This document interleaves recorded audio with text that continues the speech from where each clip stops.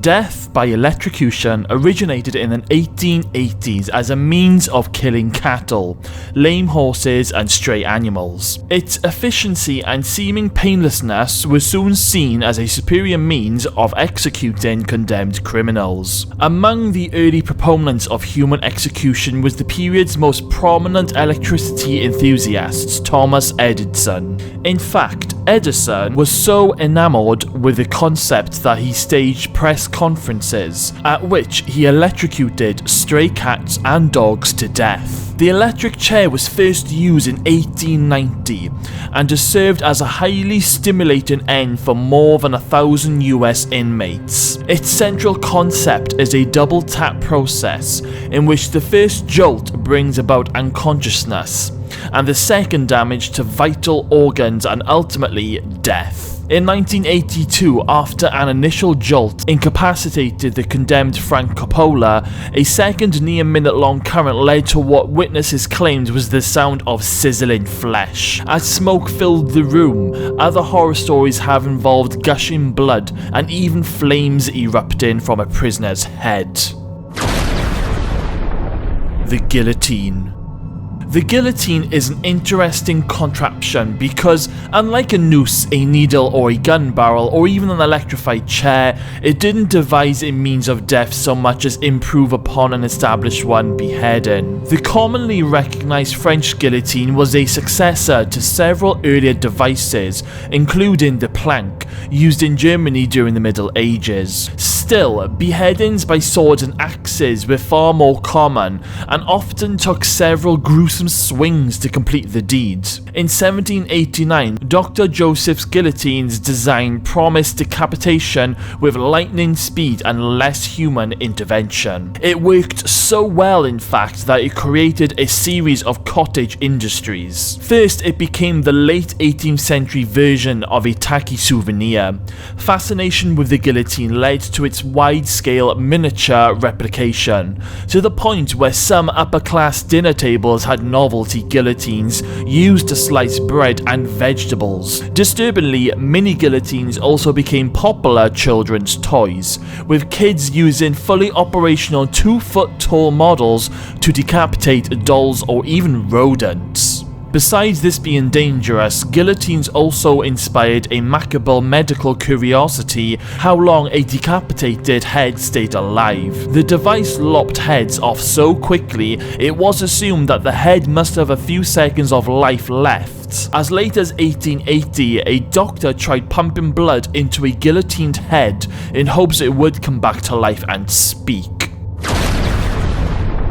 Number 8. Hanging. Throw the noose around his neck and kick the chair away, right? Wrong. Executing someone by hanging is far more complex. For starters, an inmate may be weighed beforehand, since it's possible to be too heavy to hang, as one 400-pound inmate was pronounced in 1994. In fact, heft is such a consideration that a rehearsal is often performed using a sandbag of the inmate's approximate weight. This helps ensure that the proper length of rope is used for the fastest possible death. Too short a rope and the procedure could last as long as an excruciating 45 minutes long. Once its length is determined, the rope requires a painstaking process to limit the inmate's suffering. There are then many small details that can be miscalculated, with the result being an elongated, agonizing death. If the rope isn't just right or the noose improperly positioned, the intended vertebral fracture is not rapid and death results from slow asphyxiation. Such was the case with Billy Bailey, whose 1996 hanging in Delaware was the most recent instance of its use in the US. Bailey wasn't pronounced dead for a full 11 minutes.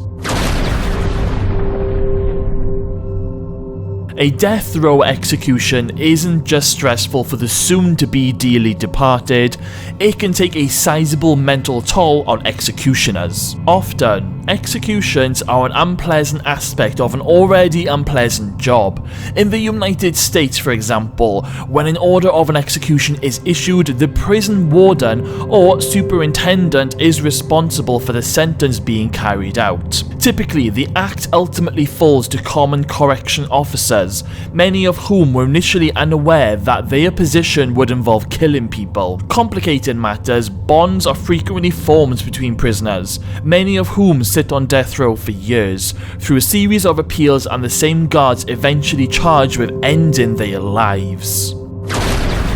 The Saudis still crucify people. In April 2019, Saudi Arabia executed 37 men, one of whom was just 16 years old at the time of arrest. Apparently, one of the condemned men's crimes was more than those of his fellow accused terrorists.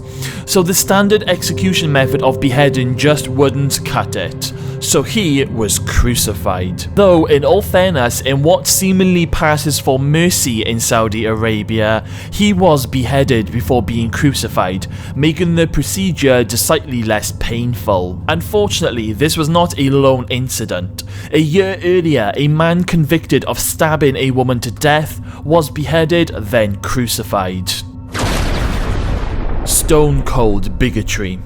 The award for the most disgusting execution protocol goes to Brunei, for its recently adopted law that punishes adultery and sodomy with death by stoning. Stoning is the death penalty version of a dunk tank. The victim is made stationary, typically by burying all but his head underground, while aspiring relief pitchers throw fast balls at his head. It's basically how people killed each other before they discovered fire and tools, which actually aligns well with the Brunei's general level of sophistication. Freaky last words.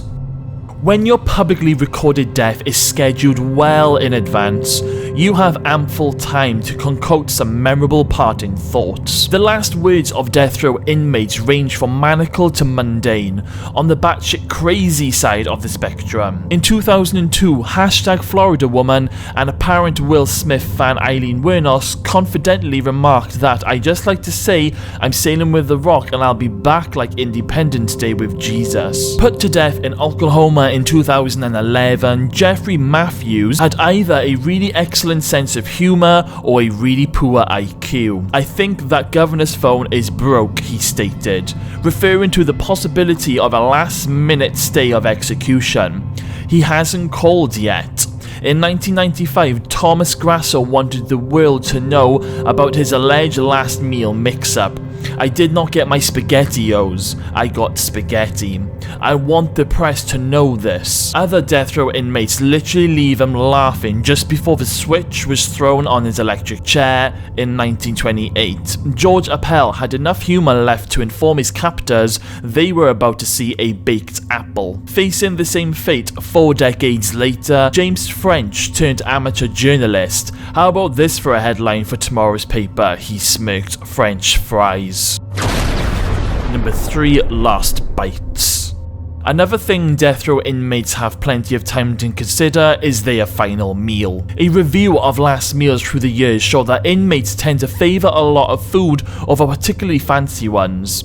In 2011, Stephen Woods ordered up 2 pounds of bacon, a large 4-meat pizza, 4 fried chicken breasts, 2 drinks, each of Mountain Dew, Pepsi, root beer and sweet tea, 2 pints of ice cream, 5 chicken fried steaks, 2 hamburgers with bacon, fries and a dozen garlic breadsticks with Mariana on the side. Red meat, fries and ice cream all seem to be popular last meal selections. After all, they're about to die, not diet.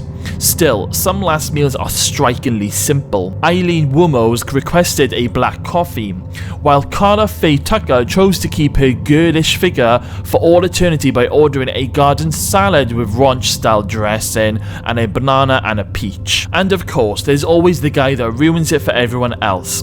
Prior to his 2011 execution at Texas State Prison, murderer Lawrence Russell Bruder demanded a huge, highly specific meal and then refused to eat it. The prison then stopped taking last meal requests. Watching the condemned die. Often, an inmate sentenced to die goes from a death watch to a death watch party. While public executions in developed nations are a thing of the past, for example, the US hasn't held one since 1936, many execution sites still have watchrooms where a select few can bear witness to an inmate's demise. In the US, exactly who can be present at the bitter end varies by state, but in general, the list is surprisingly lengthy. In addition to the prison warden, correction officers and medical personnel, witnesses to executions frequently include certain state officials, members of the media, religious leaders, spiritual advisors. This last cliche can include criminologists, law students, or even everyday curious citizens. And while this all seems crazy, some states actually require the presence of these unaffiliated civilians at executions, as evidenced by this call for volunteers. One Virginia married couple apparently made date nights out of it. Number 1. What's next? The future of executions. Today, lethal injection is by far the most commonly employed execution method. However, ongoing shortages of the drug typically used for the practice have led some to experiment with alternatives. The result has been a slate of botched executions, including one that took 2 hours and 640 gasps before the inmate died. This has prompted efforts to explore new alternatives. One possibility is nitrogen hypoxia, which replaces air with an inert gas like nitrogen or helium. The idea initially gained traction after the BBC documentary presented by former UK Parliament member Michael Portillo called it a perfect killing device. Air is 78 nitrogen, so it's an easily obtainable gas, and nitrogen hypoxia is typically quick. A study during the 1960s found breathing pure nitrogen resulted in loss of consciousness in about 20 seconds. The US state of Oklahoma, Alabama, and Mississippi have authorized nitrogen hypoxia as a suitable method of execution and are developing protocols to utilize it despite noted criticisms. And guys, that was 10 dark facts about the death penalty. So guys, what did you think of my list? Are there things that you've now learnt about, or is it something that you think that I might have missed out? Let me know your thoughts in the comments box below, and maybe I will make a part 2. Okay guys, so if you're still here, then thank you all for sticking around. Make sure you smash that subscribe button, stay safe, and I'll see you all again very soon.